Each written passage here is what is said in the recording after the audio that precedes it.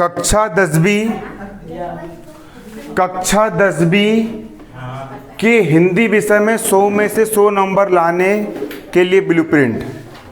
अपन यहाँ पर क्या पढ़ रहा है? ब्लूप्रिंट पढ़ रहा है। और देखो, गणित आप साल भर पढ़ते हो, खूब मेहनत करना पड़ता गणित में, तब जाकर के 100 में से 100 नंबर मिलते हैं, है ना।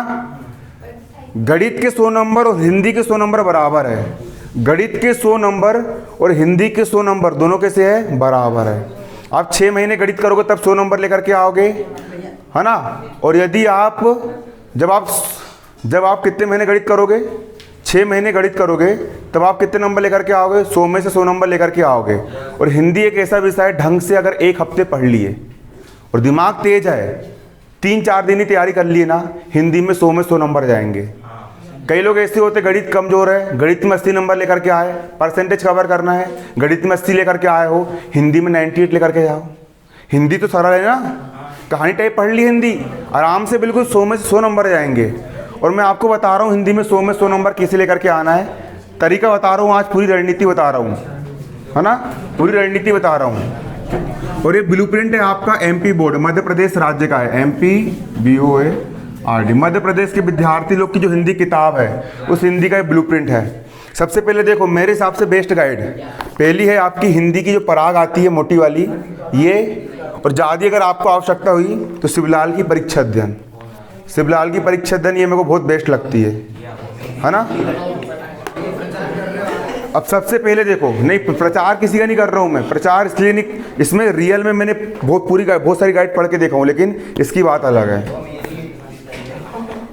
देखो, सबसे पहले आपको आपकी हिंदी में सबसे पहले आपको काव्य बोध आता है। क्या आता है आपको? काव्य बोध।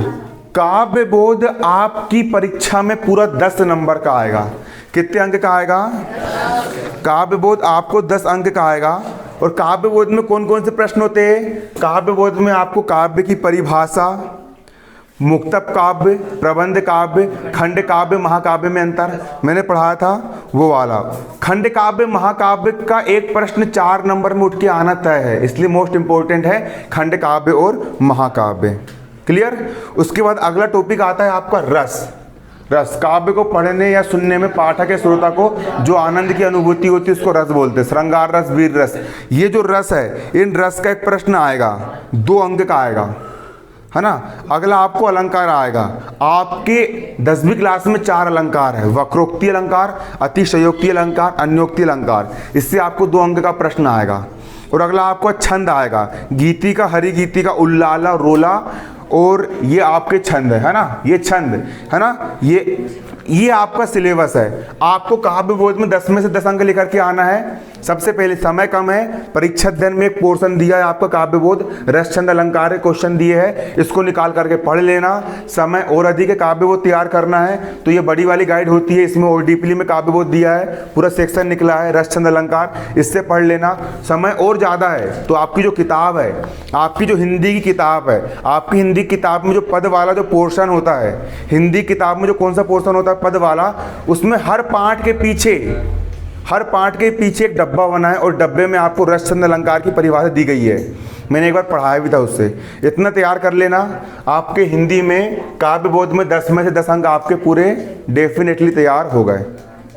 और बाकी मैं आपको समझा भी दूंगा रस छंद अलंकार वगैरह। अगला होता है आपका भाषा बोध। भाषा बोध भी परीक्षा में आपका 10 अंक का आता है। भाषा बोध में क्या आता है? भाषा बोध में आपको संधि आती है, समास आती है, वाक्य आते हैं, मुहावरे आते हैं, लोकोक्ति आती है, आम के आम गुठलियों के दाम, मुहावरे आते हैं, वाक्य प्रयोग करो, अकल बड़ी क्या भैंस, है ना कि नहीं। इस प्रकार से आपके बहुत सारे क्या होते हैं, प्रश्न वगैरह आते हैं। तो देखिए, भाषा बोध में आपको संधि पर प्रश्न 2 अंक के आएंगे, समास पर प्रश्न 2 अंक के, विकल्प मिलाकर के बोल रहा हूँ, विकल्प मिलाकर के टोटल 10 अंक का होता है ना। वाक्य के प्रकार आपको बोल देंगे कि मोहन आम खाता है, इसको नकारात्मक वाक्य में बदलो। वेरी गुड, मिल गया 1 नंबर। प्रश्नवाचक वाक्य में बदलो, प्रश्नवाचक वाक्य में बदलो, क्या मोहन आम खाता है। और विस्मय बोधक वाक्य में अरे मोहन आम खाता है ना कि नहीं, ऐसा ही होगा, है ना। हो गया विस्मय बोधक। संदेहवाचक वाक्य में शायद मोहन आम खाता होगा। ये संदेहवाचक हो गया ना, इस प्रकार से चेंज करना पड़ता है ना। हाँ देखो है ना, देखो ये हो गया आपका है ना। अगला आपको देखो, वाक्य परिवर्तन पर प्रश्न आपके 2 नंबर के आएंगे। अनेक शब्दों के लिए एक शब्द आएंगे। जो बहुत अधिक बोलता है बाचाल, है ना कि नहीं। ये देखो, ये आपका भाषा बोध कितने नंबर का आएगा? 10 नंबर का आपका आएगा भाषा बोध। क्लियर, 10 अंक का आएगा। इसको तैयार करना है, परीक्षा देने में भाषा बोध का पूरा पोर्शन दिया है, इससे तैयार कर सकते हो। साथ ही साथ हिंदी पराग में और डीपली में दिया है, हिंदी की पराग में और डीपली में दिया है, इससे भी पढ़ सकते हो। और सबसे बेस्ट, इनकी भी जरूरत नहीं है, बुक उठाओ, बुक में जो आपकी कहानी वाले गद्य के पाठ है ना, उसके पीछे पूरे वाक्य के प्रकार दिए हैं, गद्य। और बता रहा हूँ, हिंदी की जो आपकी किताब है, हिंदी किताब के बाहर का 1 नंबर का नहीं आने वाला। मैं जब 10th में था तो मैंने कहाँ से तैयार किया था, मैंने अपनी जो क्या बोलते भाषा बोध है, जो भाषा बोध है, भाषा बोध को हिंदी की बुक से तैयार किया था। जितने पाठ के पीछे जितनी भी संधि की परिभाषा दी गई थी, समास की दी गई थी, उससे याद कर लिया था, बन गया था। अगला आता है आपका निबंध। निबंध हर साल से आ रहा है, जब से याली किताब छपी एक ही निबंध आता है, हर साल देखने को मिलता है, विज्ञान के चमत्कार। वो आपका 7 नंबर का आएगा। फिर भी आपको कम से कम 5 नियम को 5-5 बार पढ़ के जाना है। रूपरेखा आप याद कर सकते हो। और साथ ही साथ आप सबके पास मोबाइल आ चुका है, मोबाइल में कोटेशन निकाल लेना, विज्ञान के चमत्कार के कोटेशन 25-30 कोटेशन याद कर लेना। अच्छा बिल्कुल लिख के आना पेपर में, तब अच्छे नंबर मिलेंगे। जितना अच्छा हिंदी में तुम, है ना। अगली आती है 3 नंबर की रूपरेखा लिखने के लिए आती है। रूपरेखा में क्या होता है, आपको कोई भी एक निबंध दिया रहेगा, है ना, उसकी रूपरेखा लिखना पड़ेगा। लेकिन रूपरेखा लिखना तो है, लेकिन यदि आपने विज्ञान के चमत्कार का निबंध लिखे हो तो रूपरेखा आपको विज्ञान के चमत्कार की नहीं लिखना है, कोई दूसरे लिखना है। 4 ऑप्शन रहेंगे, है ना। आपको अपठित गद्यांश आएगा। अपठित गद्यांश 5 नंबर का आएगा। आपको पेपर में गद्यांश एक पैराग्राफ दिया रहेगा और नीचे कुछ प्रश्न दिए रहेंगे। इस गद्यांश का शीर्षक क्या है, इस गद्यांश का सारांश बताइए। और ये जो अपठित गद्यांश आएगा, ये आपका 5 अंक का आएगा। क्लियर, 5 नंबर का। ये फ्री के नंबर है, आप ले सकते हो आराम से। और तैयारी करना अपठित गद्यांश की, तो उसके लिए फिर गाइड आपके पास है। अगला देखो, आपको गद्य के संदर्भ प्रसंग अर्थ आएंगे। आपकी हिंदी की किताब में पोयम वाले पाठ, पद वाले पाठ 10 है, गद्य वाले पाठ, नाटक, एकांकी, कहानी वाले पाठ भी कितने आपके 10 है। और सहायक वाचन वाले पाठ भी कितने आपके 10 है। 10 के रूप में ये बटे हुए है। तो जो गद्य होता है ना, गद्य मतलब जो कहानी वाले पाठ होते हैं, क्या करेगा, आपकी बुक से कोई भी एक कहानी वाला पाठ उठा करके दे देगा और बोलेगा इसका संदर्भ लिखिए, प्रसंग लिखिए और अर्थ लिखिए। संदर्भ कैसे लिखोगे, प्रस्तुत पद्यांश हमारी पाठ्य पुस्तक, है ना, नवनीत हिंदी विशिष्ट के, है ना, ये वाले पाठ के उचित शीर्षक इससे लिया गया है, इसके लेखक ये है। उसके लिए आपको क्या करना पड़ेगा, कहानी पढ़ना पड़ेगा, ताकि कोई भी कहानी का जाए तो आपको कम से कम लेखक का नाम याद रहे।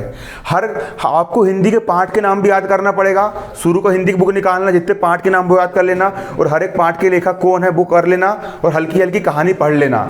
हिंदी में तुम फ्री टाइम में क्या करो, फ्री टाइम में तुम उठाओ हिंदी की किताब, और हिंदी की किताब उठा करके इतनी मजेदार गेहूं है, 1.25 शेर गेहूं, इतनी मजाक नहीं कर रहा हूँ, हिंदी की कहानी मैं अभी तक पढ़ता हूँ। डॉक्टर APJ अब्दुल कलाम साहब की बायोग्राफी, इतने अच्छे चीज दिए तुम्हारी हिंदी किताब में। फ्री टाइम देते हो ना, हिंदी किताब निकालना, कहानी टाइप पढ़ना, है ना, आंसर को। और जब उसको जैसा पढ़ोगे ना तुम कहानी टाइप, तुम्हारा ज्ञान इतना वर्धन होगा, तुम्हारे शब्द भंडार बढ़ते जाएंगे। अभी तुम्हारे शब्द भंडार कम है, तुम्हारे शब्द भंडार क्या होते जाएंगे, बढ़ते चले जाएंगे। पूरा का पूरा पढ़ना, उसका प्रसंग लिखना पड़ेगा और उसके अर्थ लिखना पड़ेगा। क्लियर, ये आएंगे आपका 4 नंबर का। इसके बाद अगला होता है आपका पद का संदर्भ प्रसंग अर्थ। पद का मतलब होता है यहाँ पर क्या, पोयम। पद का मतलब क्या होता है, पोयम। जो आपका जो पद होता है, जो आपके जो पोयम वाले पाठ होते हैं, पोयम वाले पाठ में क्या होता है, पोयम वाले पाठ में आपको जो पद है ना, पोयम वाले पाठ से भी आपको संदर्भ प्रसंग अर्थ लिखना पड़ेगा। आपको कोई भी एक कविता उठाएगा और कविता उठा करके आपको दे देगा, कोई भी एक पोयम उठा करके आपको दे देगा। जैसे कि यहाँ पर एक दे देगा, यहाँ पर जैसे कि सेत सेत सब एक से, जहाँ कपूर कपास, एक देश कुदेश में कबहू न कीजे वास, है ना। आ रहा आपको समझ में, तो ये दे दिया उसने आपको। और बोलेगा इसका संदर्भ लिखिए, प्रसंग लिखिए और अर्थ लिखिए। आपको संदर्भ, प्रसंग, अर्थ यहाँ पर लिखना पड़ेगा। ये भी आपका 4 नंबर का आएगा। इसमें एक पॉइंट और विशेष जोड़ सकते हो। इसको लिखने का सबसे अच्छा तरीका होता है 5 चीज लिखना। पहली हेडिंग डालना संकेत, संकेत डालना, उसमें पहला शब्द, फिर डेट करके फिर लास्ट शब्द, फिर दूसरा डालना संदर्भ, संदर्भ लिखना, फिर तीसरा डालना प्रसंग, फिर चौथा व्याख्या और 5वां विशेष। और जितना अच्छा लिखोगे, जितना अच्छा लिखोगे उतने अच्छे नंबर मिलेंगे, है ना। अगला आपका आता है आवेदन पत्र। आवेदन पत्र, आवेदन पत्र आपका 5 अंक का आएगा। आवेदन पत्र मोस्ट आईएमपी निकालना है। आईएमपी निकालने के लिए दूसरे मास्टर लोग के पास मत जाओ कि भैया आईएमपी लगा दो। परीक्षा अध्ययन है, खुद के आईएमपी निकालो। तुम खुद जो आईएमपी निकालोगे ना, उसके आने की गारंटी ज़्यादा होगी। मास्टर जो आईएमपी निकाल के देगा उसकी गारंटी कम होगी। आईएमपी निकालने का तरीका, जो प्रश्न सबसे अधिक बार आए हैं उनको पहले तैयार करो। जो प्रश्न कम बार आए हैं, सन डले होते गाइड में कि ये वाला प्रश्न 2020 में आया है, 19 में आया है, 18 में आया है, 17 में आया है। जो प्रश्न जितने अधिक बार आए हैं उनको तैयार कर लो। एप्लीकेशन लिखने का जो तरीका होता है, जो सिस्टम होता है, जो सही मायने में जो उसका जो विधि होता है, उस विधि से आपको आवेदन पत्र लिखना पड़ेगा, नए पेज से चालू करना पड़ेगा। अगला आता है आपका कवि परिचय। कवि परिचय में मैं आपको एक चीज लिखवाऊंगा।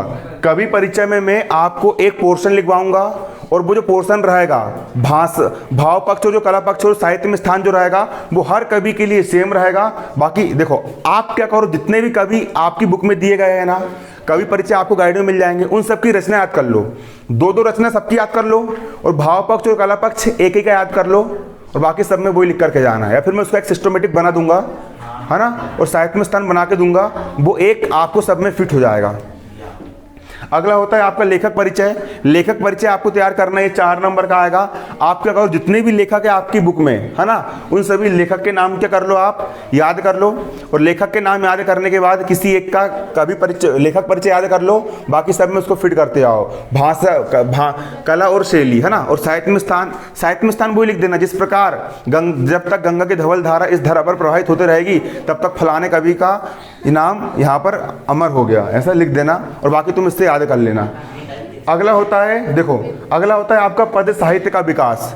पद साहित्य का विकास, आपकी गाइड में पद साहित्य का विकास यहाँ पर दिया होता है। इसमें आदिकाल, वीरगाथा काल, पद साहित्य, है ना, पद साहित्य का आपका क्या होता है, विकास। सबसे अच्छा पद साहित्य का विकास तैयार करने के लिए मैं आपको बता रहा हूँ। पद साहित्य का विकास के लिए आप क्या करो, हर गाइड अच्छी होती है, आपके पास जो गाइड है आप उस गाइड से पढ़ सकते हो। देखो, पद साहित्य का विकास तैयार करना है, सबसे अच्छा पद साहित्य के विकास में आपका होता है वीरगाथा काल, भक्ति काल, रीति काल, आदि काल, है ना। रीति काल को श्रृंगार काल क्यों कहा जाता है, द्विवेदी युग के प्रमुख कवि के नाम, प्रगतिवादी कवि के नाम, छायावादी कवि के नाम। आप क्या करो, पद साहित्य का जो विकास है ना, जितने भी प्रश्न सन में आए हैं, जो पिछले साल के पेपर में आ चुके हैं, जिनके बाजू में सन डले हैं, उन प्रश्नों को तैयार कर लो। आपका 4 नंबर 1 बन गया, समझ लो। पद साहित्य के विकास में आपका 4 नंबर 1 बन गया। क्लियर। अगली होती है आपकी गद्य की विधाएं। गद्य की विधाएं, गद्य की विधाएं क्या होती है, नाटक हो गया, एकांकी हो गया, इनसे प्रश्न बन के आते हैं। नाटक और एकांकी में अंतर लिखिए। तो गद्य की विधाएं के लिए भी आप क्या करो, गद्य की विधाएं के लिए मैं आपको सबसे अच्छा तरीका बता रहा हूँ। जितने भी क्वेश्चन में सन डले हैं, जितने भी क्वेश्चन में क्या डले हैं, सन डले हैं, उन सन वाले प्रश्नों को याद कर लो। आपकी गद्य की विधाएं क्या हो जाएगी, यहाँ पर कंप्लीट हो जाएगी। इसको नोट कर लेना, पेपर में बहुत काम आएगा, ये बहुत काम आने वाला है ना। देखो, अगला होता है आपका सहायक वाचन। सहायक वाचन से आपके 10 अंक के प्रश्न आएंगे। जितने भी आंसर क्वेश्चन उसको याद कर लेना। समय बचता है तो सहायक वाचन के पार्ट बहुत मज़ेदार है, इतने इंटरेस्टिंग, बहुत ज़्यादा इंटरेस्टिंग पार्ट है। कहानी के जैसे एक एक पार्ट को 2-2 बार पढ़ लेना तो आपकी सहायक वाचन में 10 में से 10 नंबर मिल जाएंगे। अगला होता है आपके पद के प्रश्न उत्तर। आपको पद के प्रश्न उत्तर पूरे 2-2 नंबर के आएंगे। अति लघुत्तरी वाले पूरे याद कर लेना, वो ही फंसते हैं। और ज़्यादा पढ़ने का शौक है तो फिर लघुत्तरी भी याद कर लेना, दीर्घोत्तर भी याद कर लेना। अगला गद्य के प्रश्न उत्तर। गद्य के प्रश्न उत्तर भी आपके 2 नंबर के बस आएंगे, अति लघुत्तरी है ना। ज़्यादा पढ़ना है तो फिर कहानी वाले भी आप पढ़ लेना। और आपको यहाँ पर 25 नंबर के क्या आएंगे, विकल्प आएंगे। और सबसे ज़रूरी बात, देखो मैं आपको बताना चाह रहा हूँ, अभी आपके पास समय पर्याप्त है। आप क्या करो, अभी बहुत शानदार चीज़ बता रहा हूँ, बहुत आगे काम आएगी। हिंदी का कोई भी एक पाठ निकालो और उस पाठ को कहानी टाइप एक बार पढ़ लो। एक वो वाली यमराज वाली कहानी भी तुम्हारे पाठ में, कि एक इंसान की मृत्यु जाती है, उसकी पेंशन नहीं बनती है, वो यमलोक जाता है, फिर यमलोक से फिर यमराज आता है धरती पर, फिर नारद जी उसका फिर वो ढूंढते। इतनी मज़ेदार कहानी है कि तुमको मज़ा जाएगा बिल्कुल।